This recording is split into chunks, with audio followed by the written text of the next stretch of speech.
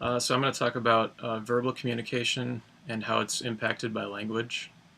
And basically, verbal communication is when we use words to express ourselves, and we put those words together to form a language, which is really just a system of words or vocabulary that's held together by rules of grammar.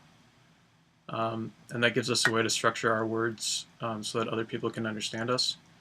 That's all very obvious so far, but then we get into how languages differ based on culture, and basically languages can fit into two categories: high context and low context.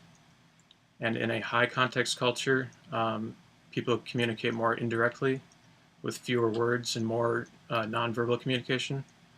And then in low context cultures like ours, uh, we place more emphasis on the verbal rather than nonverbal.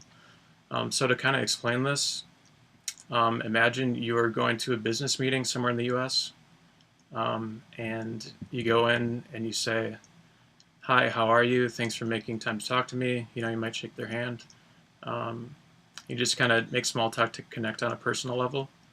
But then in a high context culture like Japan, you might go in and just say hi, and then give a firm handshake, make good eye contact, maybe smile at them, and maintain a good distance.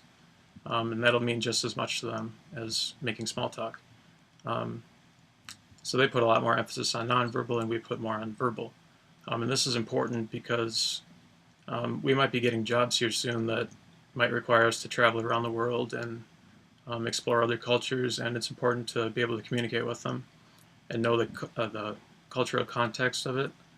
So you might actually be better off just sharpening your nonverbal skills than trying to learn or try to become fluent in a language, because that might actually be more impressed by you if you just work on your nonverbals, depending on where you go.